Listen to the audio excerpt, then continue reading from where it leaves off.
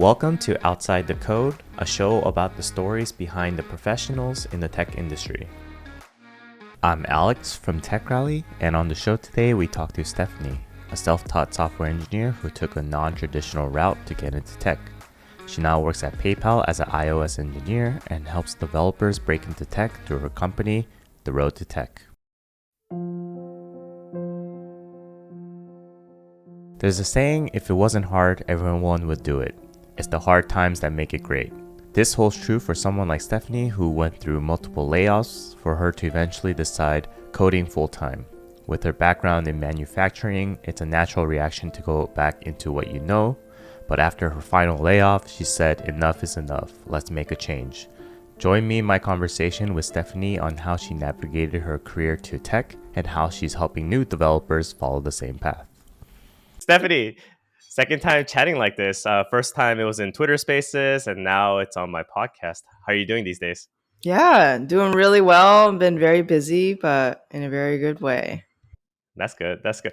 Did you ever think that we were gonna start doing like an interview like this, like a podcast like this, when we first started talking on Twitter? No, but then again, I know that you're like a very big ideas guy. So I'm not surprised that you started a podcast, and I thought that I would be a good guest for you and your audience. So I nudged my way in on this. I want to say you nudged your way in. I already had a list of people that I would have loved to talk to. And if anything, what surprises me is what went from a simple DM to, oh, you do coaching. And then we were just so easy to just like share ideas with each other. Cause I know how some Yeah. people, they're very like particular about sharing certain things and all of that. But I really felt that you were so open with me, and I wanted to be open with you about my struggles with coaching and software development, all of that. And it just hmm felt kind of nice to have someone that kind of understood the struggles that I went through a little bit. Yeah, same. And it's really neat that you're both. I mean, we have kind of similar backgrounds where we didn't go to college for coding, and mm, I would say, would you consider yourself self taught, even though you went through a boot camp? I'm sure you had to learn a lot on your own. Yes and no, because there's some purists that are gonna say, "Oh, well, you went to a coding boot camp, so that's a school or something," and I'll be like, "Okay, I guess that makes sense." But in some regards, I feel that I did a lot of learning after the boot camp as well. So it hmm just depends. I believe that everyone is self taught to a certain extent. Yeah, but Yeah, very true. Um, yeah, but I think it's really cool that we connected on just uh, coding. We work at great tech companies, and then we also do career coaching, which I mhm, find is very rare amongst people within tech.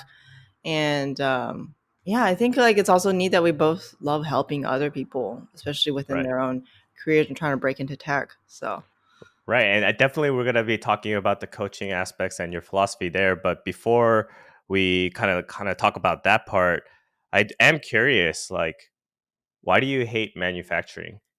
maybe maybe you could ooh, shed some yes. maybe you could shed some of your just past job history while explaining that part.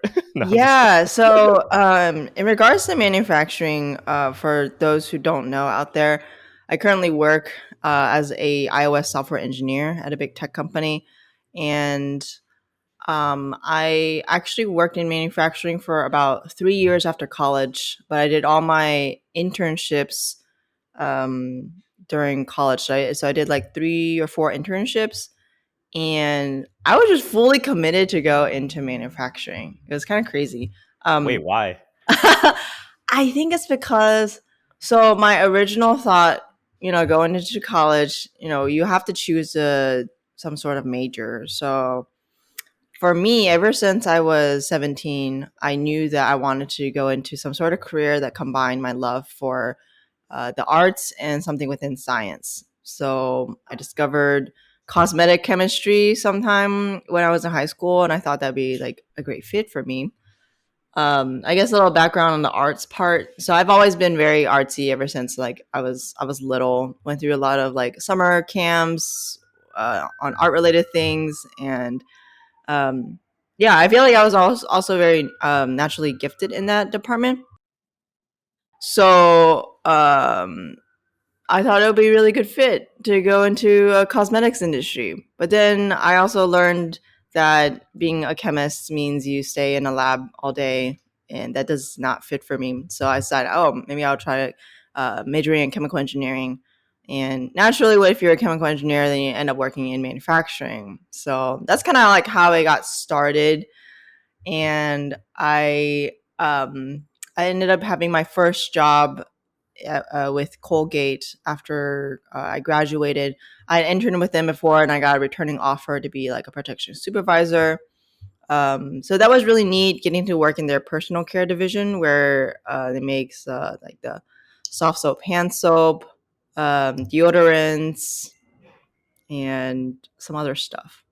But yeah, it was Was your not. role was your role there an engineering role, or was it a manager role like right off the bat or something? Yeah, so it was a manager role off the bat. Got it. And it Got was it. really, really difficult for me because so back in the day, I used to be more of like a follower, not much of a leader. Mhm. And so this really, really pushed me to to have more like a leader mindset. Mhm. And it also taught me to be a little more outspoken, to say more on what's on my mind, and to always just like support my team even if they make mistakes. Yeah. And then like, so reasons why I never liked being in manufacturing include the working hours. So because I managed like a small team, I had to be there during their shift hours, but had to be there 30 minutes earlier, and also stay at least like a few hours after because I'm considered salaried. Mhm. So it was, yeah. So that's amongst the many things I did not like about it. That's so crazy because at 21 years old, I assume right when you graduate college, more often than not, you're put in more of a individual contributor role or just some type of engineering role. But to have that expectations on a fresh college grad must have been pretty hard. And Yeah, I thought it was really interesting, and it's really because of the way Colgate manages their sort of early in career people. So they like picking college grads to work as production supervisors and to kind of get them started on their career path in the supply chain route. And at Colgate, one of the roles that you have to do if you ever want to become a manager there is that you need to become a supervisor, and just kind of just you just have to go through the grueling process of it, do it for about 2 years, and then they'll like switch you out to something new. And did you get did you get a lot of pushback from your employees at the time? Like, who is this young person trying to manage me right now, kind of thing? Or yeah, that's a really good question. Um, so I actually worked at two plants for Colgate. The first one was in New Jersey because I was helping them shut down the plant. So those so the guys who worked there, they were working the same jobs for like over 20 years, and they were actually used to having young like 20 to 25 year olds like bossing them around. They're just kind of used to it, and they were just ready to literally retire as soon mm, as the plant shut down. So it wasn't that bad. I would say like when I went to the new plant in South Carolina, that's where it got a little bit tricky at times. So a lot of them, they still gave me the respect that I was looking for. Sometimes I did have to like put down my foot, being more of like, oh, I'm not your friend, I'm your manager, that sort of mhm, thing. yeah. I can't say I will want to go back to doing management anytime soon because it is really difficult. And while I was managing more of like hourly folks, I know that doing like managing salaried is like, I feel like it's another level because you have to actually care about their career projection, and you have to like mentor them, and at least there's less babysitting with that Right. than with hourly folks. Yeah. Right. And at least for me, because I also came from manufacturing, but Wait, I did not in know. semiconductors Oh, actually. that's right. Yeah, So yeah, yeah. yeah, so for me, manufacturing was one of those things where it's a lot of work, but I didn't feel like I was learning anything. and Yes. specifically as Mm. coming from an engineering degree, you're learning all these formulas, you're learning all these functions and all of Yep. this stuff. But then once you get to manufacturing, they just tell you, hey, we need to make sure we meet our supply chain, or we need to hit our deadlines of doing it this way. So it's all about just hours and hours and hours. And as much as I worked so much, I didn't since I wasn't learning anything, I just felt like I was hitting a wall. Did you kind of hit that same feeling too? Yeah, I think I felt that really early on. I think maybe like within 6 months, the shininess of the job just kind of like wore away, and I was questioning like whether or not I actually want to continue this for the Hmm. next 5 years of my life, like continue working in manufacturing, because I was already seeing like how um my manager was the operations manager, and then right above that position would be the plant manager, and I was just like, I can't really see myself doing either of those jobs. And plus they work like insane hours too. You think you would end up working less as you move up, but no, you actually work a lot more. And so I just really questioned like whether or not I really wanted to go down that route. But I also felt really stuck, you know. Yeah, I felt that same way too. I literally looked at not necessarily my manager, but the senior engineer, right? Because in Samsung there was level one, level two, level three, then senior, and then this other role at principal maybe. And I just looked at my senior engineer, and nothing against him, but he's been there for like 15 years, and I just asked myself, if I work my butt off for the next 10 years, I'm just going to be that guy sitting in that seat. Do I really want to do that for the next 10 years? And I just started questioning myself. Oh man, I don't know if I really want to do this. And I actually started applying to jobs like Boeing because I study mechanical engineering. But funny enough, like you said, I was stuck because companies don't really care about work experience. They care about relevant work experience. And I was so Mm-hmm. screwed. Like they wouldn't even give me a call, Oh even though I had a yeah, NICE. Yeah. I had this issue where so I ended up quitting my Colgate job because of mental health reasons. It was just terrible, terrible work life balance, having to work essentially a 12-hour shift plus another like getting there early 30 minutes, staying later 30 minutes, and then driving like 45 minutes one way.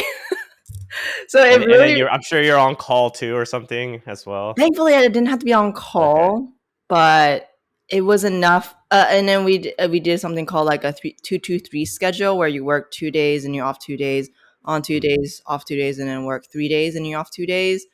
Even with a staggered schedule like that, I just could not adjust. And so Hmm. after working for about a year and a half, I ended up quitting that job, and yeah, and then that's when I wanted to look for other positions that were outside of being a supervisor or working in operations. I just wanted to maybe do something that I actually went to school for, like um, process engineering. Hmm. But like you said, they always looking for more like relevant experience. So if so, I already started digging myself a hole where I spent time being a supervisor instead of being an engineer, and then now Right. nobody wanted to hire me because I had no engineering experience, even though I studied chemical engineering. So Hmm. it's really frustrating. So you went from this one job to the next job, but I know that it wasn't a software developer job at that point, right? So what made Mhm. you? Oh, so you took a break and then you started a second job. Was that also in manufacturing? Yes. So the second job was really interesting because once I quit my job at Colgate, 2 weeks later I decided I was gonna go move to California, Nice.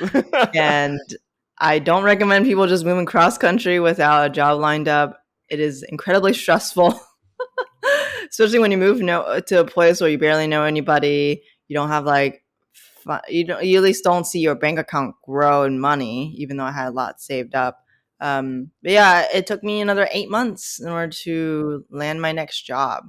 So next job was in a EV startup called Faraday Hmm. Future.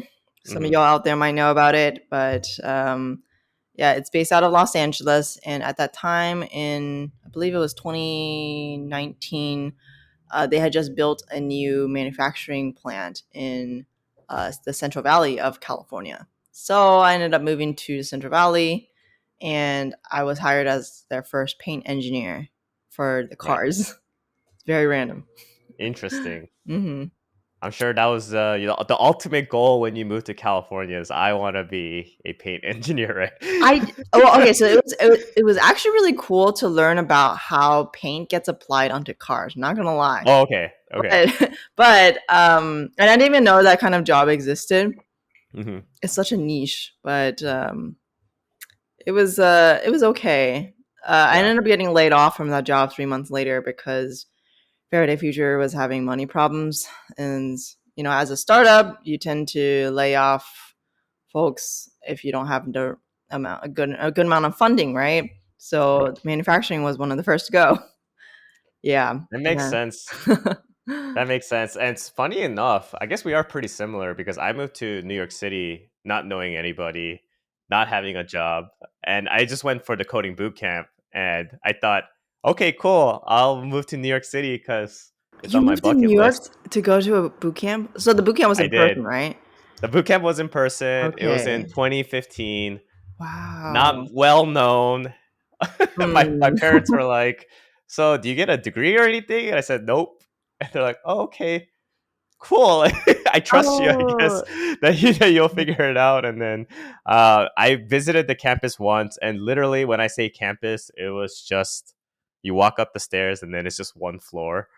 I like And that you they're like, call it a campus. You make it "Yeah," they're sound like, so "This is grand. it. This is it." And then, yeah, it's so funny to just be able to do that. But in some ways, I feel that when you are kind of jumping into the unknown, it also forces you to work way harder because you have nothing else to really fall back on in some Yeah. regards. Yeah. Mm-hmm. So uh Mm-hmm. it's so interesting. Yeah. Dang, that's crazy. Well, sorry, what were you gonna say? I was gonna just riff off of that where when you move somewhere new, and I do recommend anybody who has the opportunity to just try because you end up growing so much.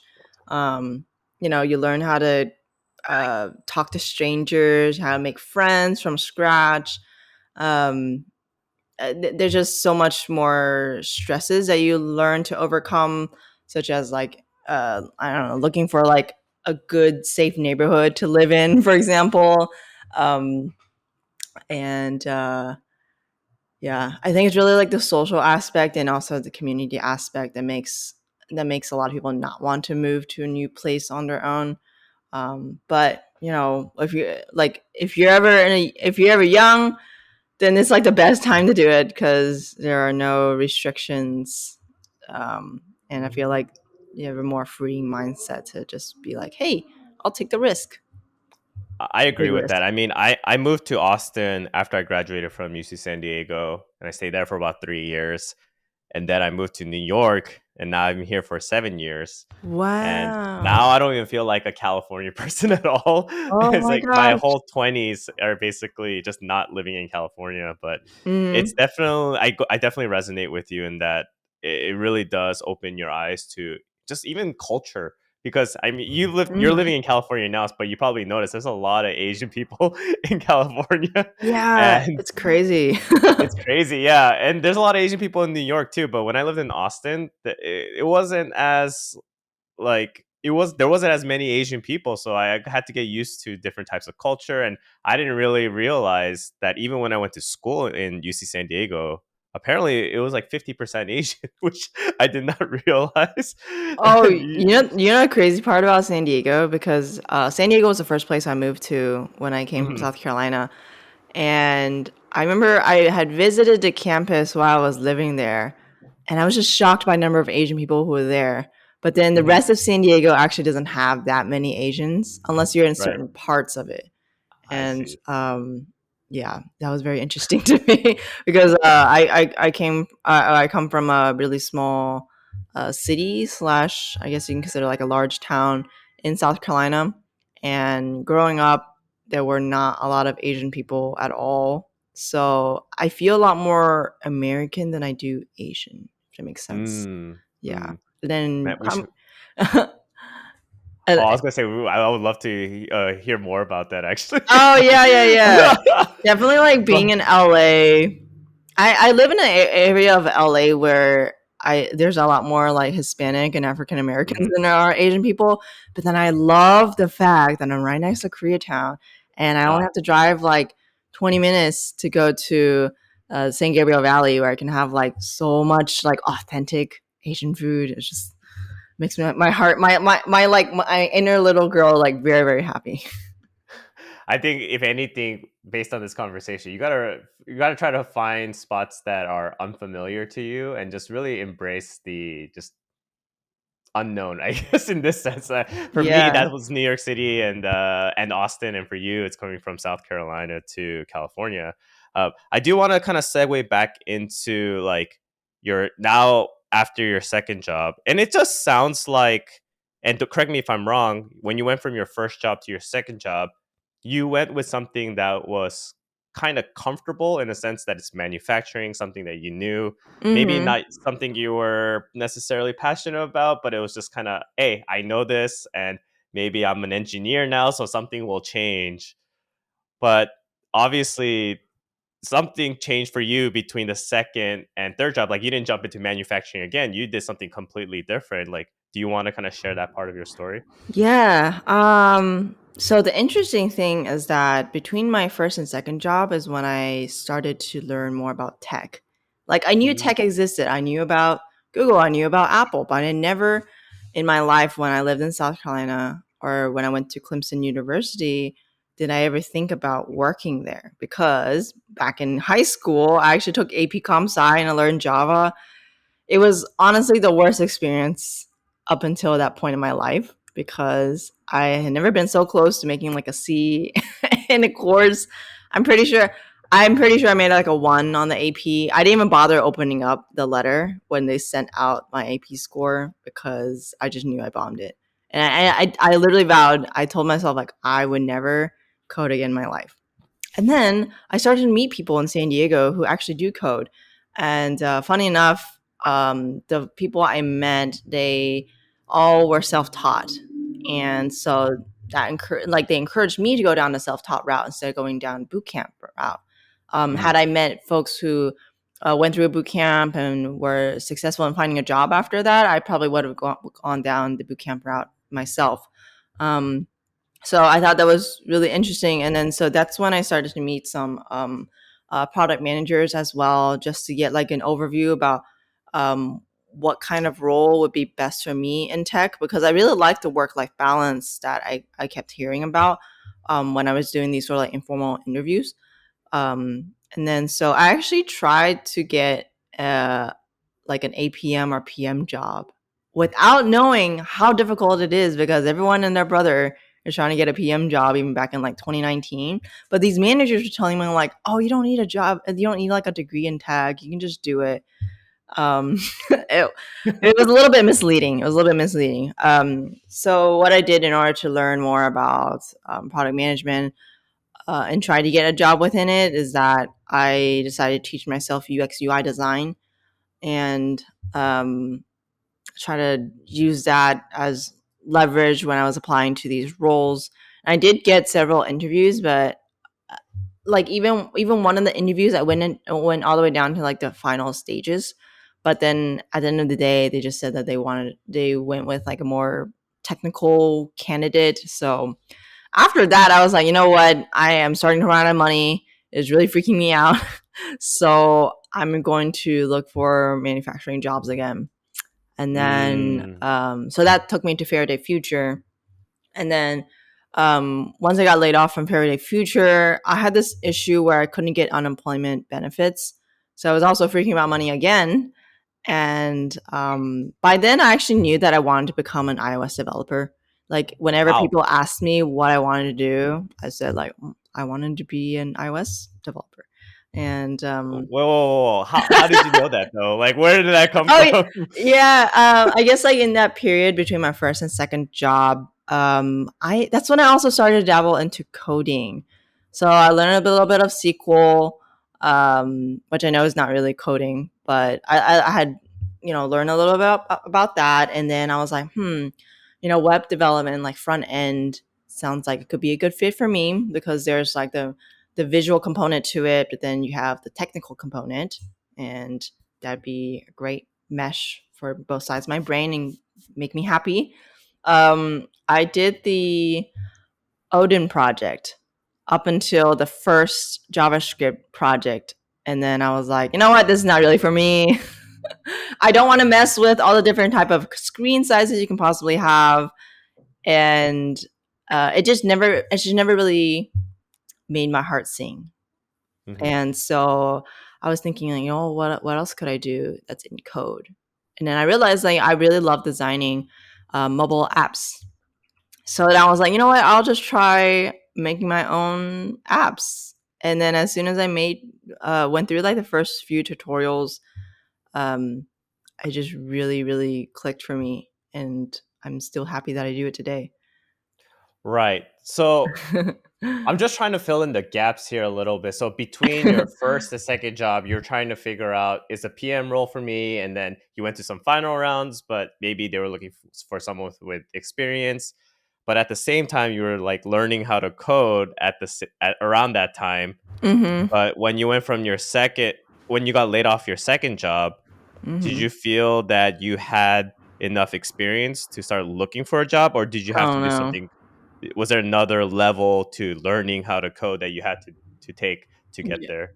Yeah, definitely. I would say if anybody ever wants to go into coding or like a different career, they really have to be prepared for like the emotional and the mental difficulties. Like there's a lot of hurdles you have to get across. And I just honestly didn't know about it before in the past. And it also depends on the person because um, I did not like my third job that I had, which was still in manufacturing. It was like, again, like a production supervisor role.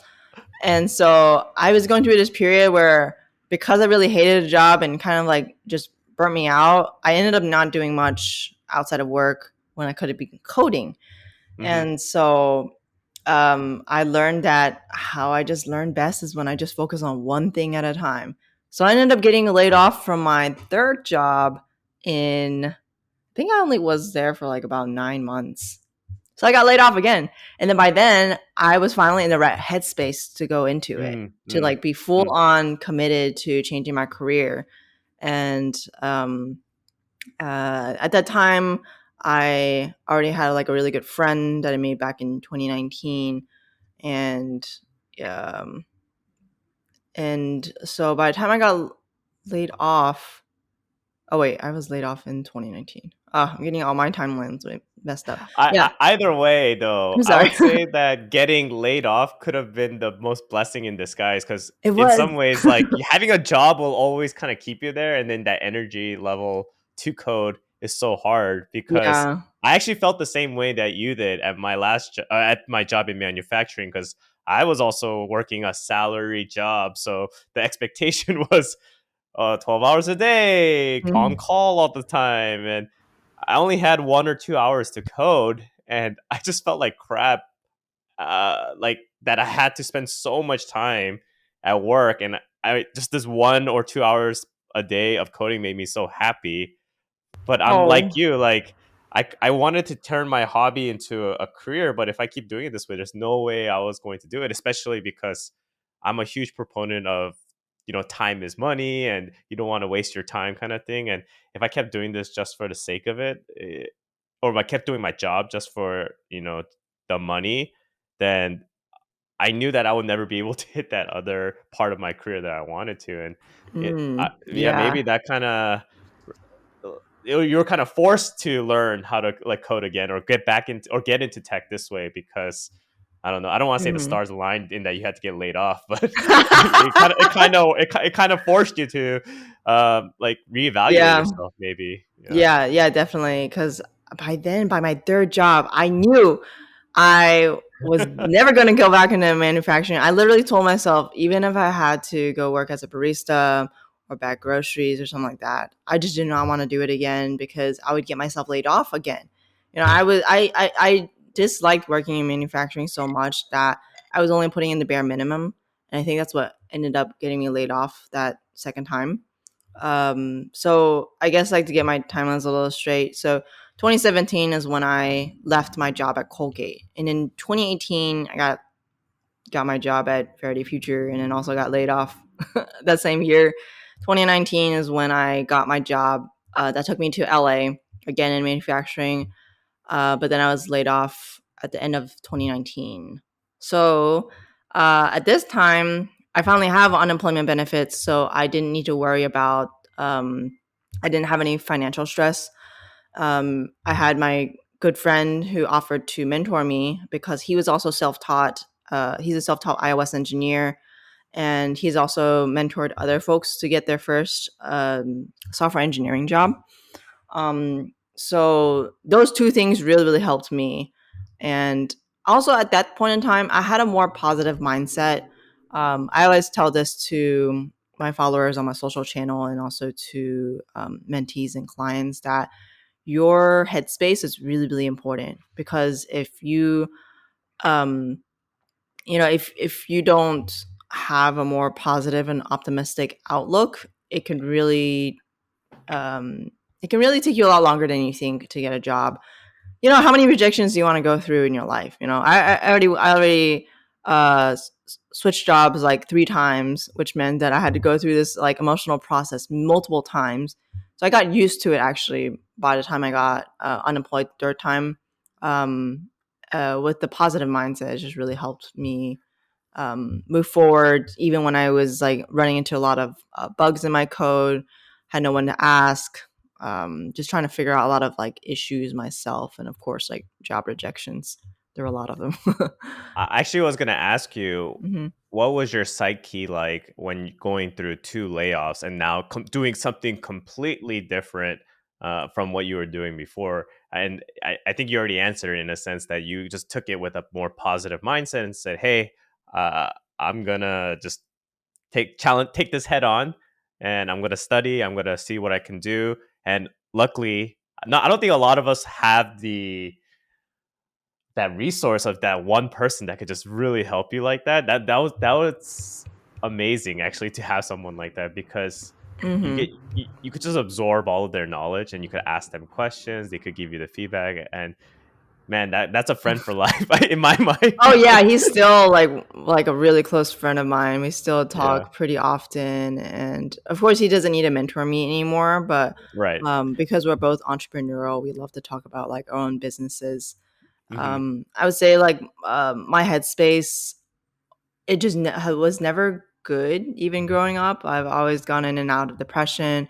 I'm a very, very anxious person, and I think it really comes from just like the way I was brought up and just family background and everything.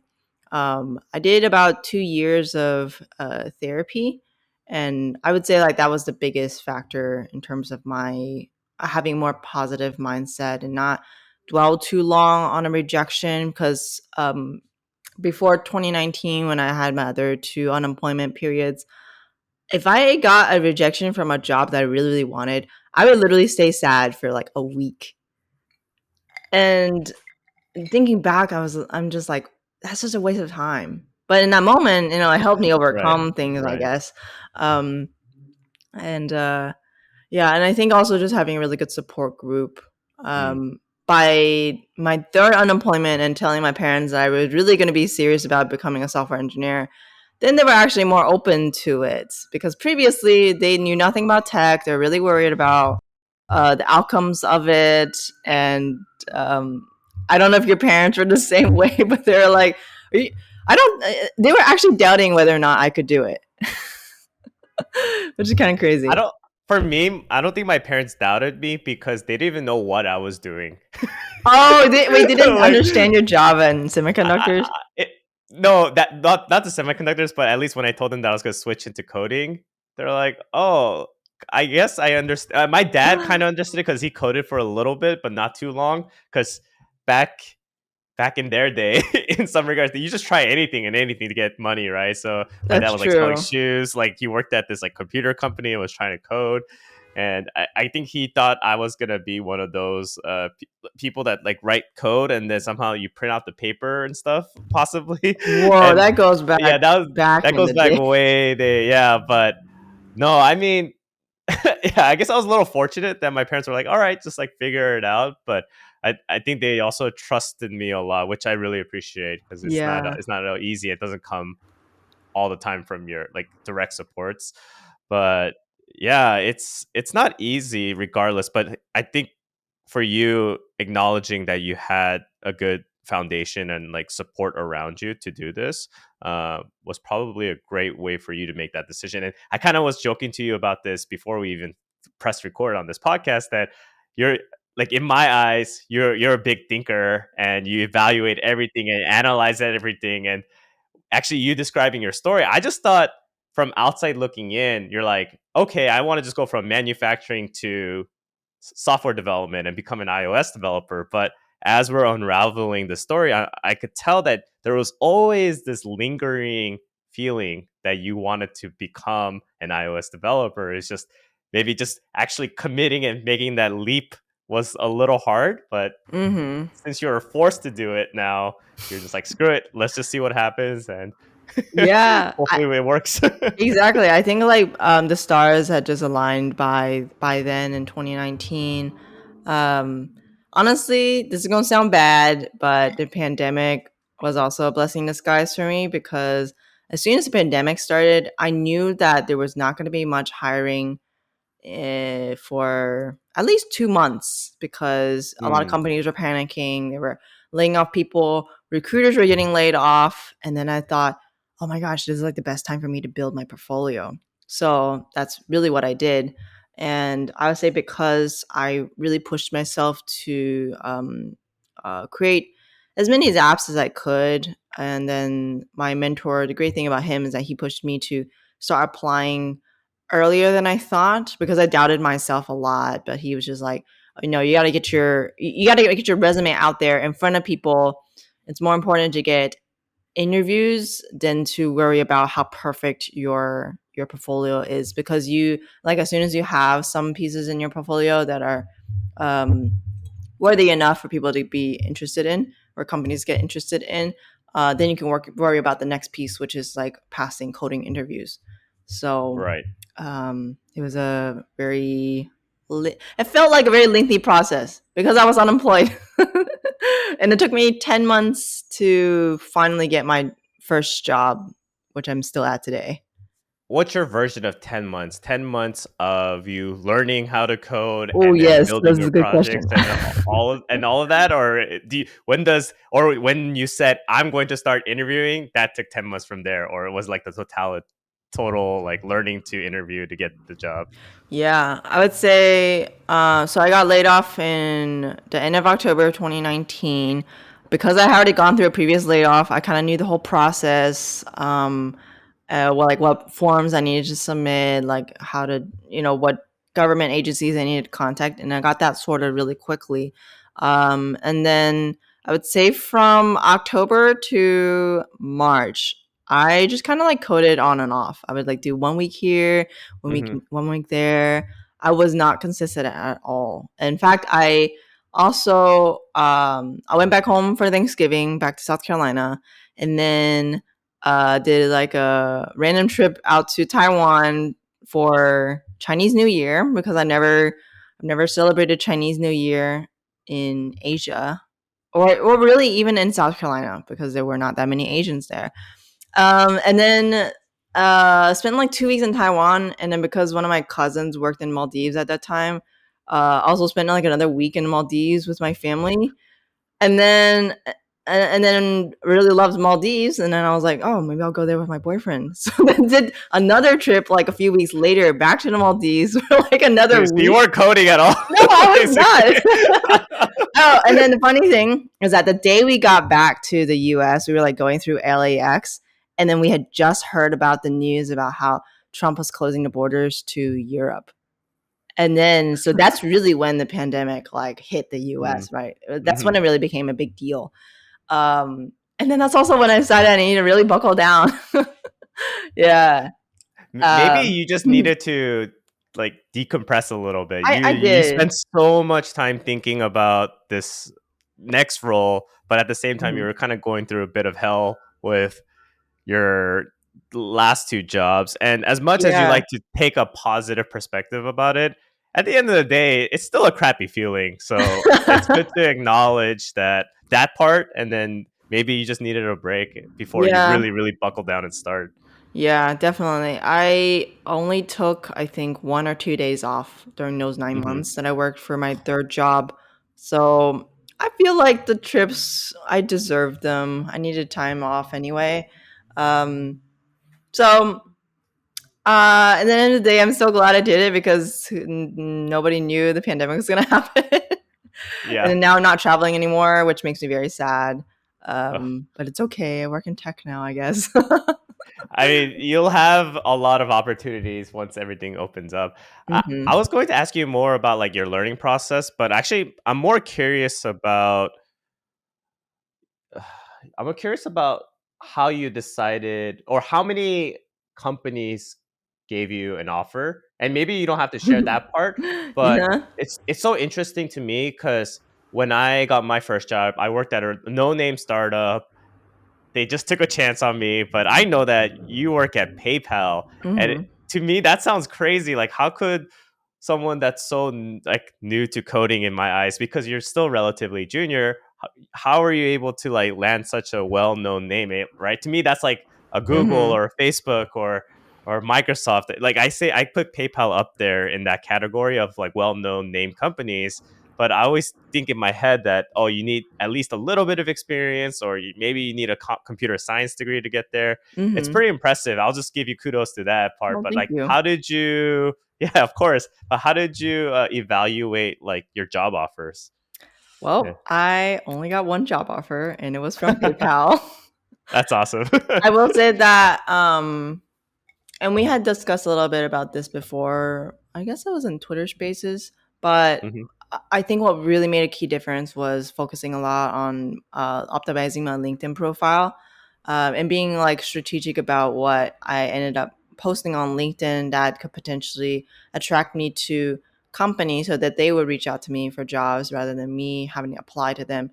So honestly, if I think that if I ended up applying to PayPal, just like on their job portal, I wouldn't have gotten a call back.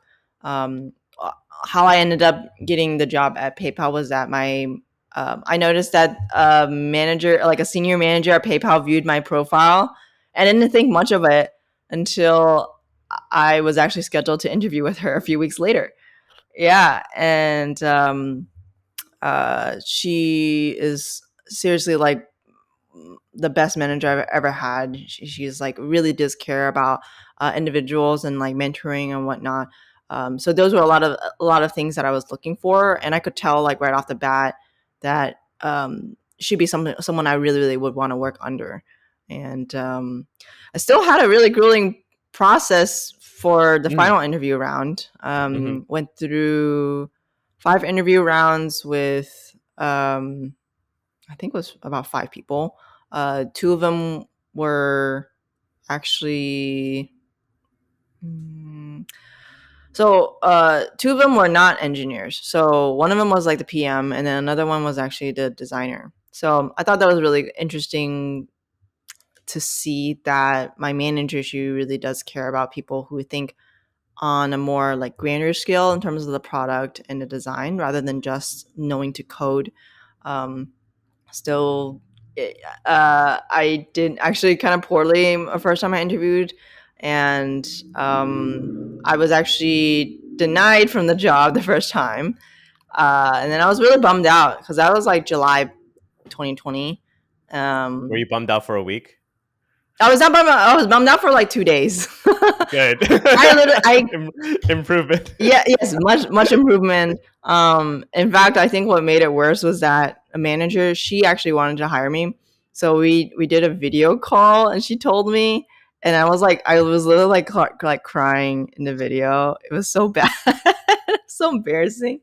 Yeah, but she said that there's potential that, they're going to have more hiring rounds in the future and she'll keep me in mind. But I Did was you think like she actually meant it, or was it just one of those? Oh, we'll keep you in mind in the future. Like we'll put your resume on file. Because I've heard companies say that to me. I'm like, thanks. And never they never reached out yeah. again.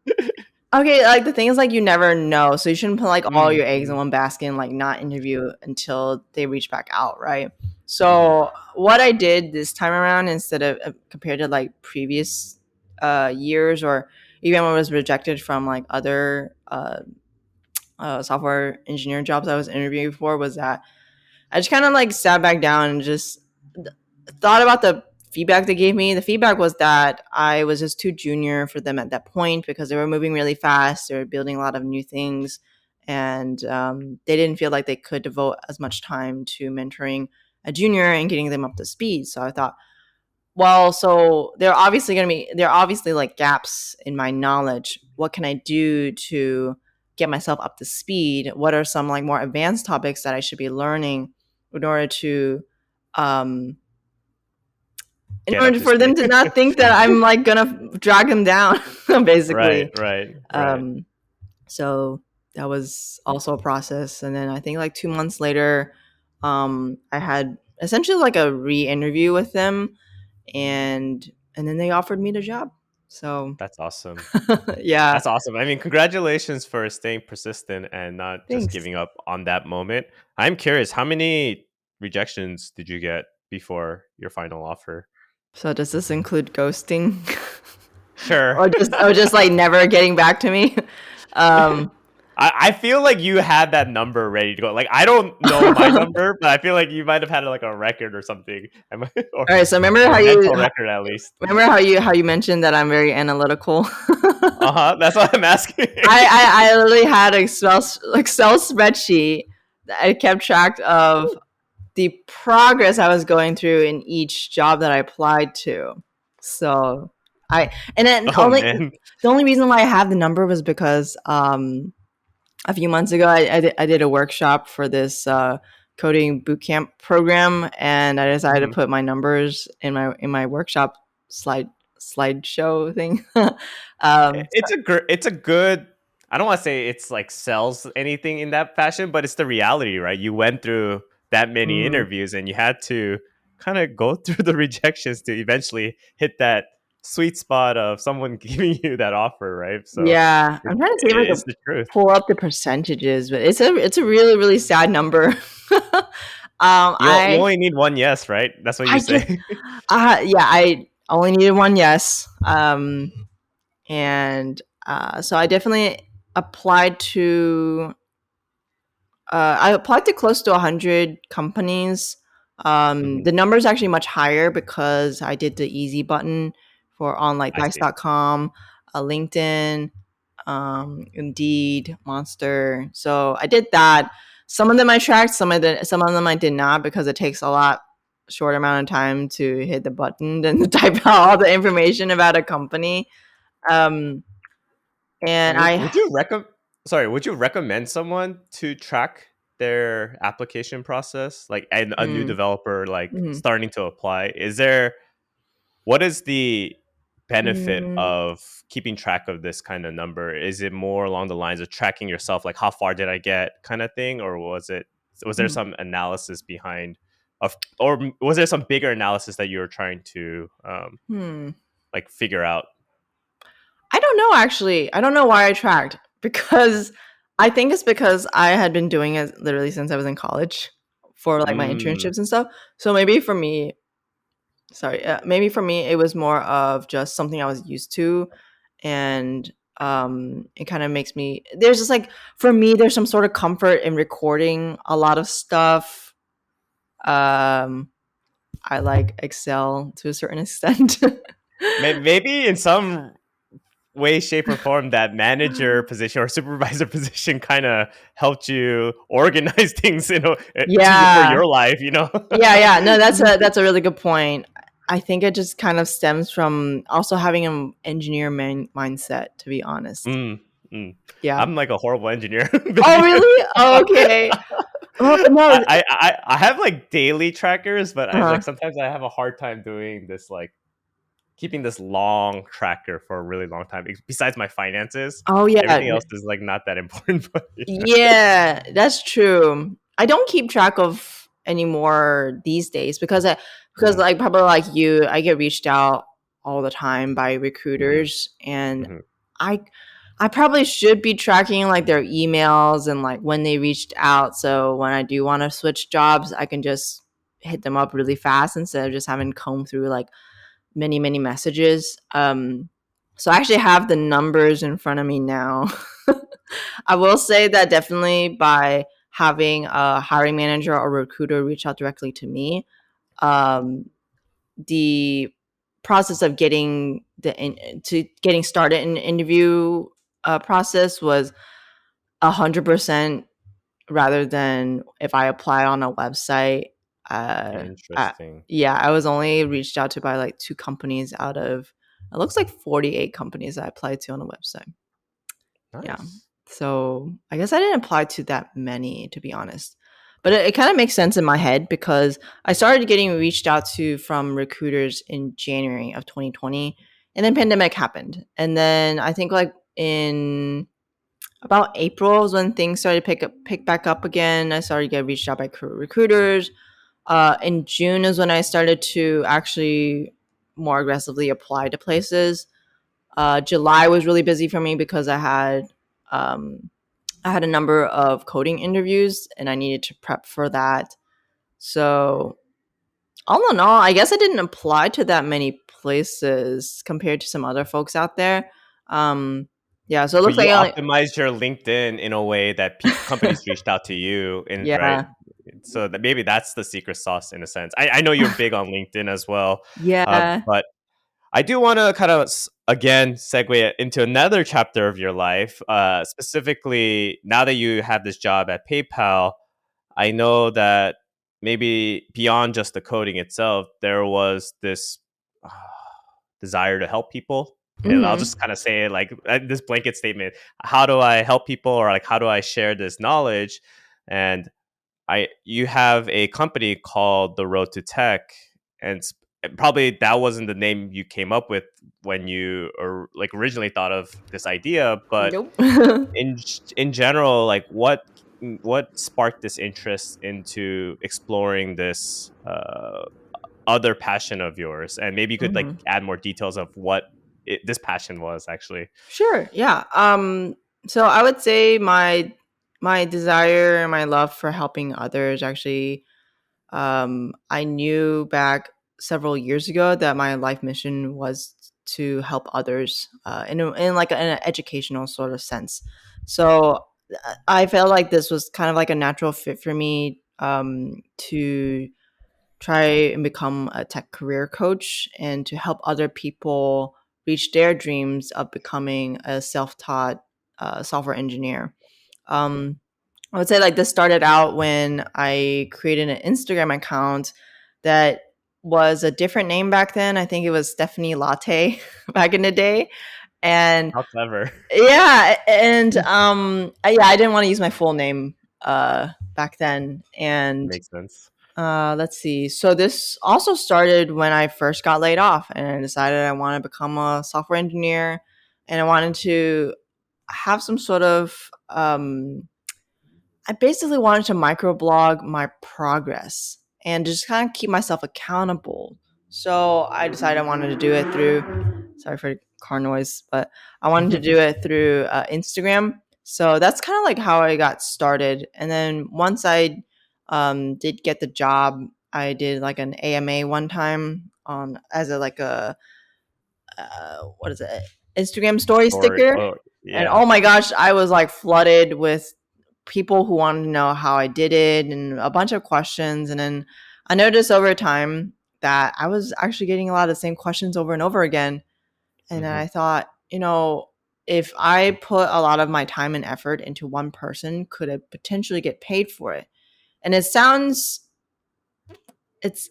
I'm honestly, it kind of sounds bad because a lot of people say like, oh, um, who needs like a coach? Mentoring should be free and whatnot. But in my opinion, if you're going to be really dedicated to like one person helping them grow and you're giving them a lot of resources and you even like providing worksheets or reviewing code for them, and doing mock interviews or something, there's a potential that you could get paid for this. So I decided to try out that, and decided to start it back in January of 2021. And here I am today, surprisingly still doing it. And I have actually been able to help people get jobs because of what I helped them do with revamping their resume, like basically rewriting it for them, and also um, sharing a lot of my LinkedIn strategies. And it makes me feel good that I'm able to Yeah. help other people. I I literally went through a very similar process because Oh, the look at us. whole We're I know it's just crazy. Like we're like I'm in New York and California, but we go through these kind of similar. I think it's natural.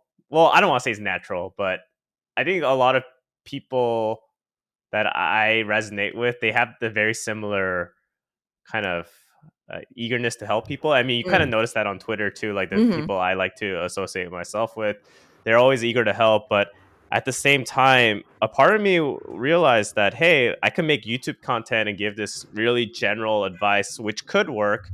But I'm also curious, what, like you, if I actually dedicate my time to someone, and can I help them get a job? And actually seeing that happen from beginning to the end, and you're like, wow, that the strategies I gave actually worked, right? Because in Mhm. the beginning I was doing it for free, and then Mhm. eventually I was getting too many requests, so I had to put Yeah, like a same. small paywall, and then eventually the small paywall was just getting crushed, and then people were still asking for it anyways, and then I just like eventually I started raising my prices, Yep. but Mhm.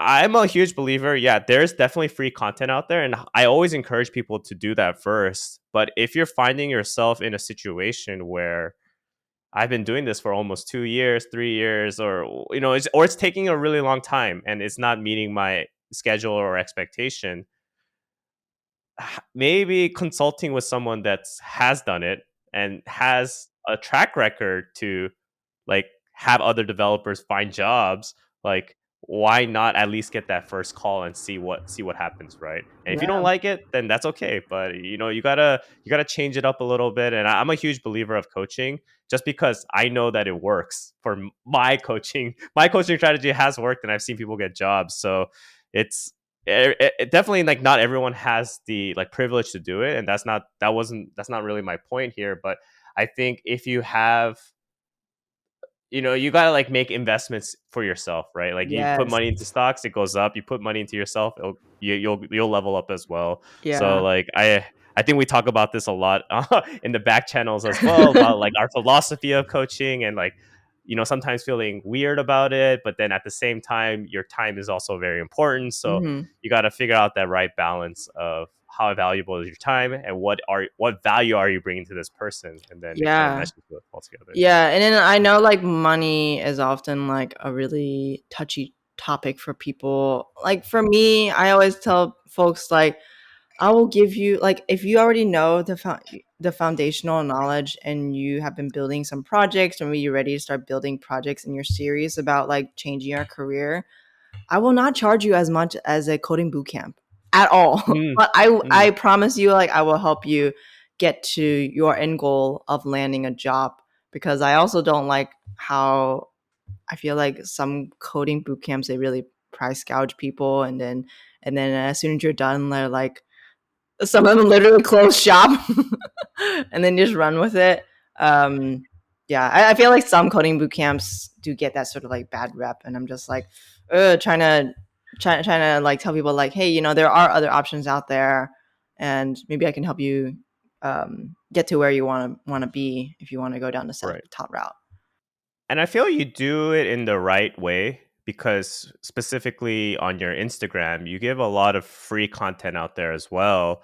And you also participate on Twitter Spaces, and you give the advice as general as possible. But if you need like specialized attention, and like every person's a little bit unique, they have a little bit different stages. They're like in different stages in their life, right? Some people they've already learned how to code, they just can't seem to get the interview, or some people they don't know how to code at all, and what resources do they need to get to that point of being able to interview. So you gotta cater your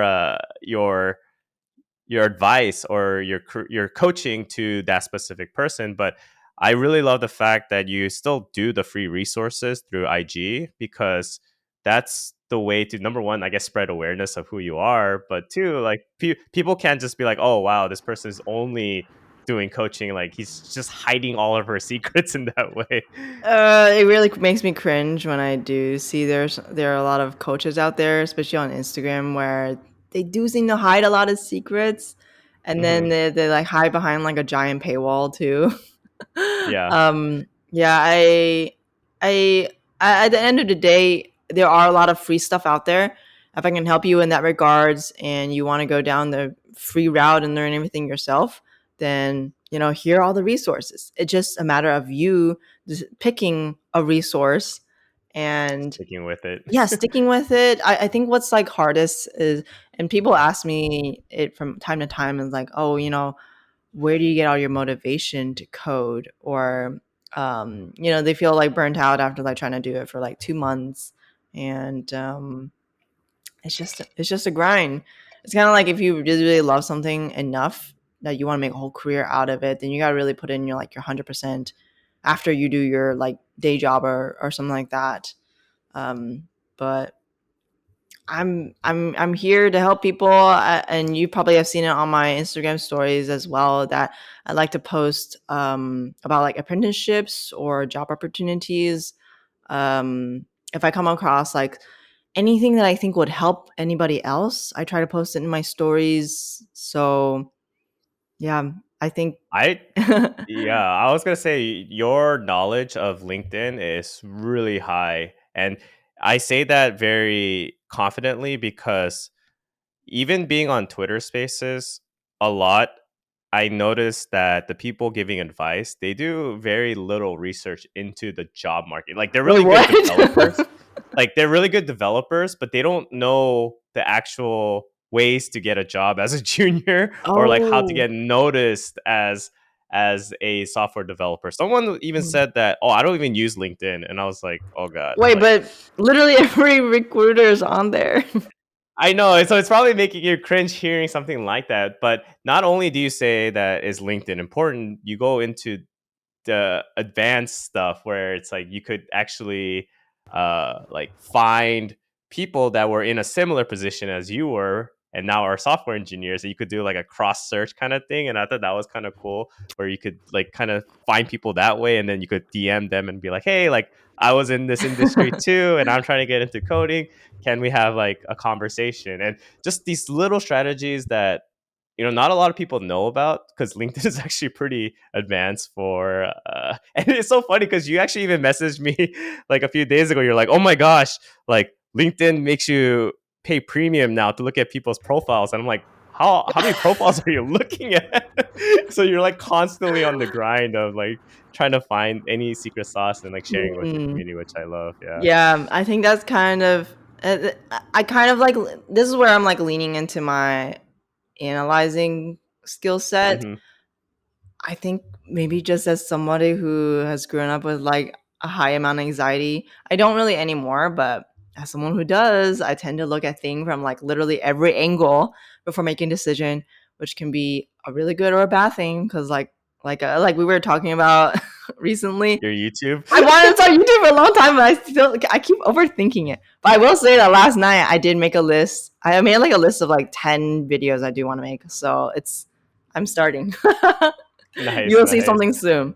Um, Yeah, but I mean, I don't think there's anything wrong with analyzing. Maybe over analyzing is probably bad, but I feel like I need to analyze more, and maybe you mhm. need to analyze less, and Yeah, then we'll just find this like happy medium. yeah, But yeah. yeah. I will say that I have found pretty much like my happy medium of like over analyzing and then analyzing too little, because I have found that I've been able to grow my Instagram and my Twitter channel in that regards, and then because I'm like naturally an introvert, I kind of lean into my strengths in that, where I'm happy to like listen to somebody tell me their problems Yeah. and be able to evaluate them in that regards, rather than just going off the bat like telling them like, oh, what they should be doing, which I know a number of coaches they do, and I personally wouldn't like that. So I just try to give people like their space to, I don't know, tell me what's on their mind, and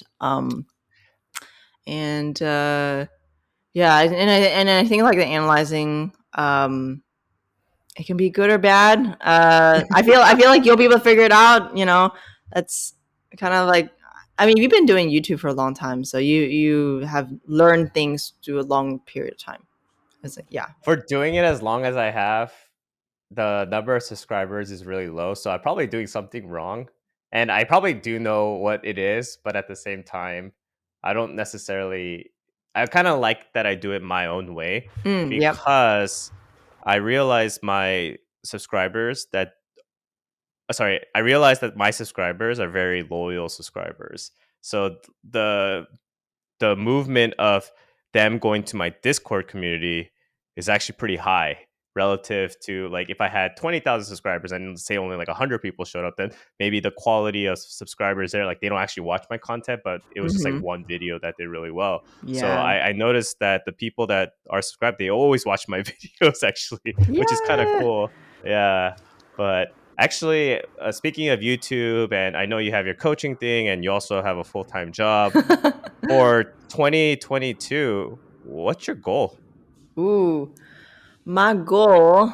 And you could say your dev goal, your coaching goal, and your YouTube IG goal, like anything you want. Yeah, I would say that for 2022, I've already hit my IG goal, which was to have Woo! 10,000 followers. It's kind of crazy. I hit that in like the first 3 weeks of the year, only because I decided to actually take the strategies that I had already been over analyzing and just actually implementing.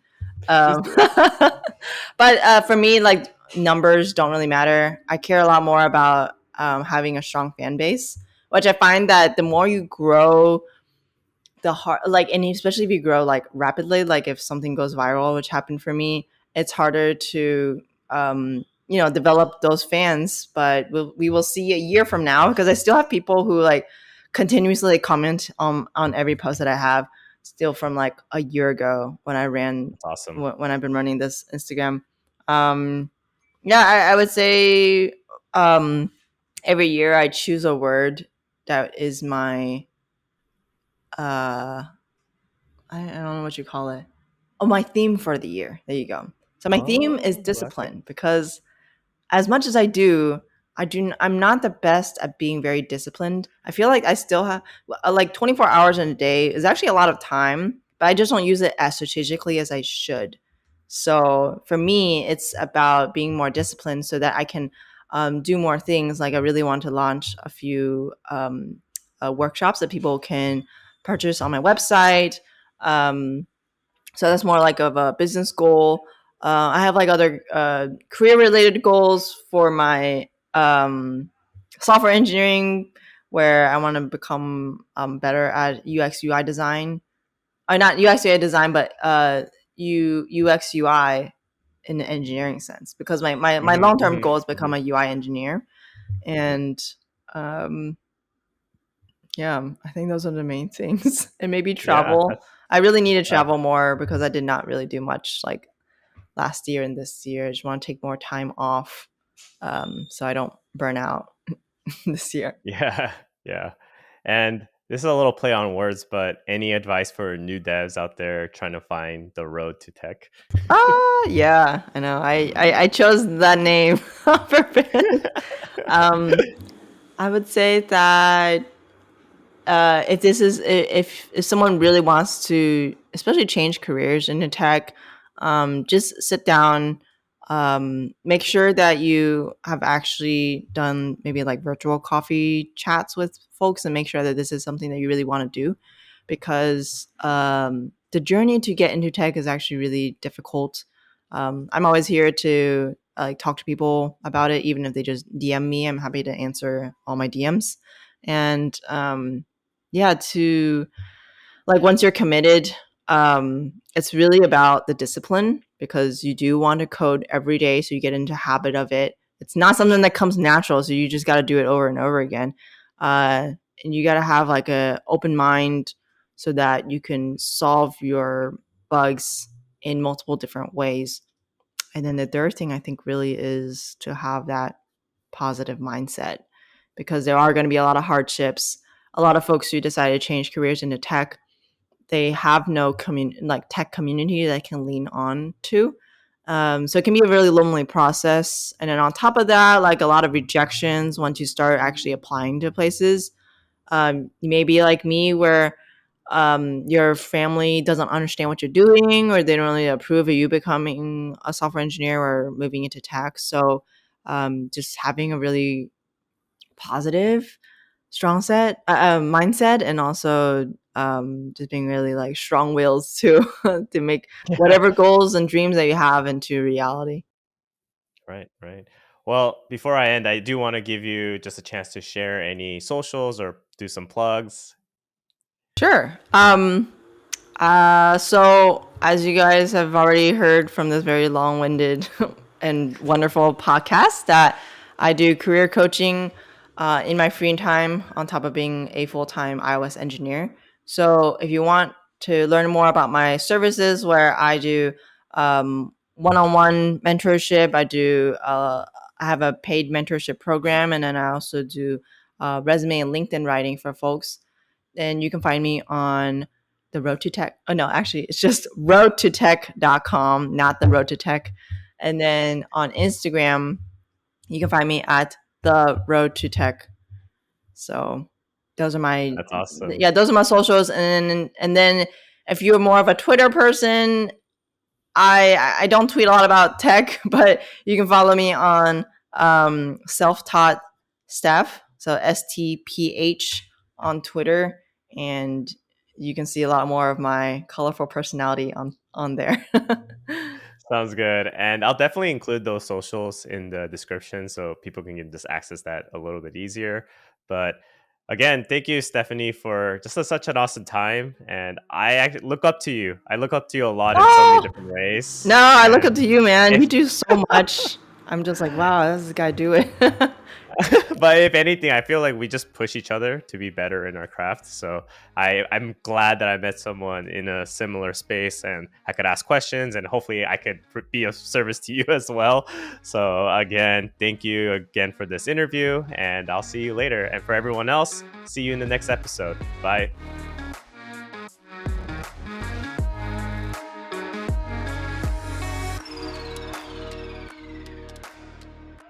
Thanks for listening. If you enjoyed this episode, please leave a comment to show support. This episode will be available on YouTube and various other podcast platforms. Tech Rally out.